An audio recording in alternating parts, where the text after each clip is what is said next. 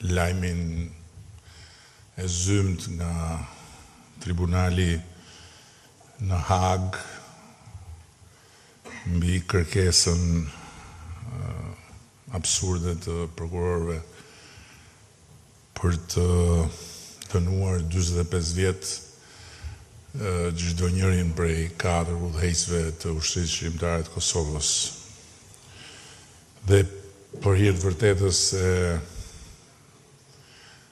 pata vështirë që të mund të shkruaj një fjalë nga fillimi në fund, sepse përballë një situate të tillë, fjalët nuk janë as pak lehta për të gjetur, ndërkohë që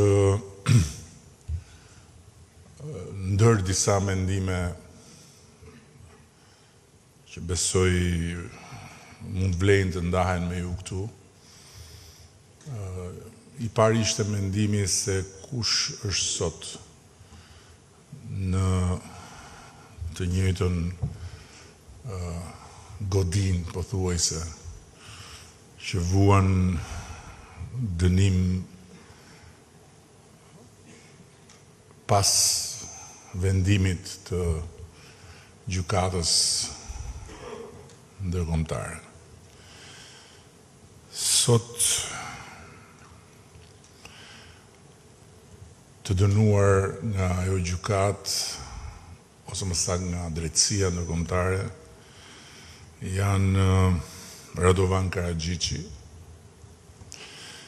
i cili u dënua me burgim përjetshëm për një epokë të tërë terrori dhe spastrimi. Ratko Mladići, i cili u dënua po ashtu me burgim përjetshëm si fytyra e makinerisë së shfarosjes dhe autori i damkosur botërisht i masakrës së 8.000 njerëzve të pafajshëm në Srebrenicë. Një farë Stanislav Galić, i cili u dënua po ashtu me burgim përjetshëm për terrorin e snajperëve që shënjestruan fëmijë dhe gra, si t'ishte një safari njerëzor. Një farë Milan Lukić, i dënuar në përjetësi për krime që lën pa fjalë dhe fjalorin e më të keqes. Dikush që lidhte njerëz të gjallë dhe i hidhte në lumë duke kundruar me kënaqësi se si përpoliteshin dhe mbyteshin. Dhe 3 autorë të tjerë përdhunimesh, vrasjesh, krimesh nga më makabret. Tani, sipas kërkesës së prokurorisë së tribunalit në Hag, këtyre dënuarve do të shtohen edhe 4 të tjerë në anën tjetër të barikadës, ndërkohë që prokuroria nuk pati kapacitetin të provoj asgjë të ngjashme, sepse nuk ka asgjë të ngjashme në aktivitetin e 4 udhëheqësve të ushtrisë shqiptare të Kosovës. Nuk ka asnjë lidhje aktiviteti i tyre dhe i ushtrisë shqiptare të Kosovës me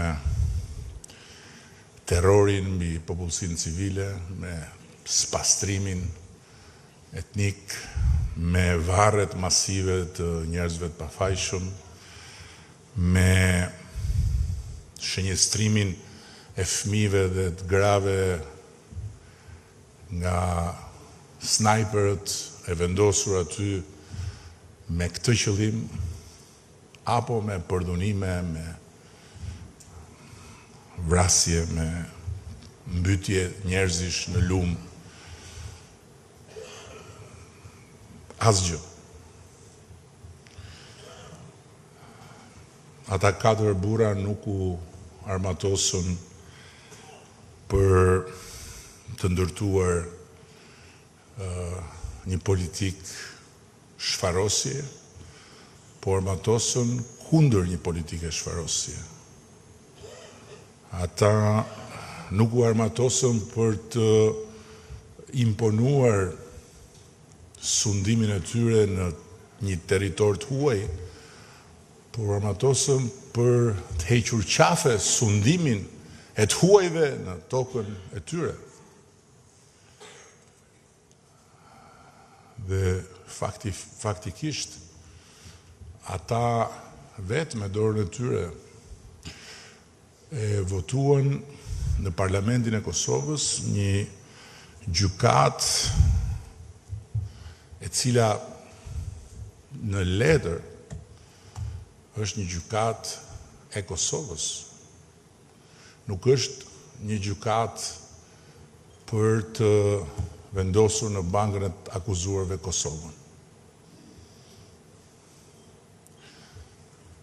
Dhe faktikisht, sot jemi në kushtet kur ka marrë formë thuajse përfundimtare, pasi fjalën e fundit e ka sigurisht gjykata, një plan shumë afatgjatë, jetësimi i cilit ka nisur me raportin famkeq të Dick Martit që mos gjet kur prehje aty ku është, për trafikim të organeve nga udhëheqja e ushtrisë shqiptare të Kosovës. Dhe ai plan është shtyrë përpara nga përfaqësuesit e Vladimir Putinit në Këshillin e Evropës. Dhe motutje është ngritur mbi një rezolut të Këshillit të Evropës, të cilën sot e gjithë ditën për turpin e vetë Këshillit të Evropës nuk gjen kurajon ta rishikojë, pasi asnjë lloj trafiku organesh nuk është provuar në asnjë formë. Dhe pastaj i plan ka vazhduar më tej me një gjykat i proces që ka marrë jetë në ditën kur presidenti i Republikës Kosovës ishte nisur për Washington.